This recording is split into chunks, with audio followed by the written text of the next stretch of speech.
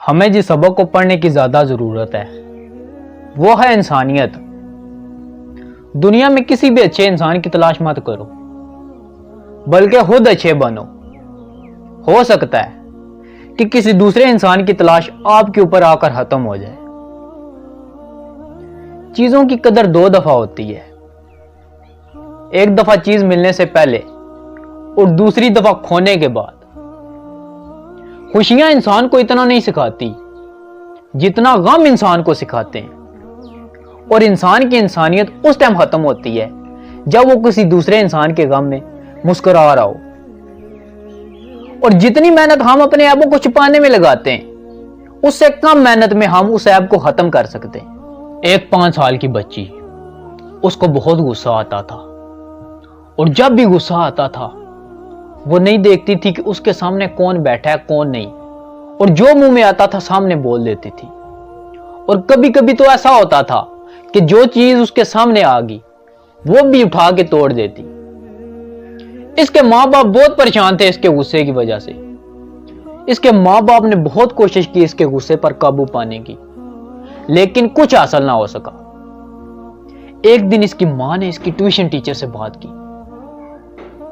Tuition teacher نے سارا معاملہ سننے کے بعد کہا کہ کوئی مسئلہ نہیں، آپ ٹینشن نہ لیں، اس کے غصے پر میں قابو لاؤں گی، ٹرائی کروں گی۔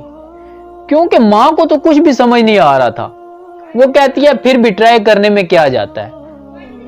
ٹیچر کلاس میں داخل ہوتی ہے تو اس بچی سے کہتی ہے کہ آج ہم سٹڈی نہیں کریں گے، آج ہم گیم کھیلیں گے، اور اس گیم کے بعد اگر تم جیت گئی تو میں تمہیں پرائز دوں گی، انعام دوں گی۔ ٹیچر اس لڑکی کو لے کر کلاس کے باہر آ جاتی ہے دیوار کی طرف اور کہتی ہے گیم یہ ہے کہ جب بھی تمہیں اب غصہ آئے گا تم نے اندر سے ایک کیل اٹھانی ہے اور تھوڑی کے ساتھ اس دیوار میں گاڑ دینی ہے۔ لڑکی ایسا ہی کرتی ہے کیونکہ لڑکی کو بہت زیادہ غصہ آتا تھا۔ اس نے ایک ہی دن میں 15-20 کیلیں دیوار میں گاڑ دی۔ کافی دن ایسا ہی چلتا رہا، لیکن ایک دن لڑکی نے سوچا کہ جتنی محنت میں اندر سے کیل اٹھا کر دیوار میں گاڑنے میں لگاتی ہوں اس سے کم محنت میں اپنے غصے کو کنٹرول کر سکتی ہوں۔ پھر لڑکی نے اپنے اوپر کنٹرول کرنا شروع کیا۔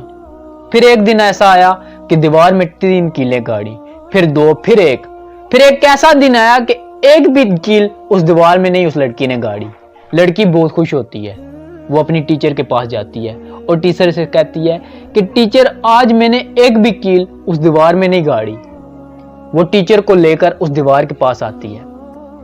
ٹیچر پھر اس بچی سے کہتی ہے کہ ابھی گیم ختم نہیں ہوئی، ابھی تم نے یہ کرنا ہے کہ جس دن تمہیں غصہ نہیں آئے گا اس دن کے آخر پر تم نے ایک کیل اس دیوار سے نکال لینی ہے۔ کیونکہ کیلیں کافی زیادہ تھی، کیونکہ جس ٹائم اس نے اتنی محنت کر کے وہ کیلیں ٹھوکی تو اس سے زیادہ دن، مطلب کافی زیادہ دن لگے اس کیلوں کو نکالنے میں۔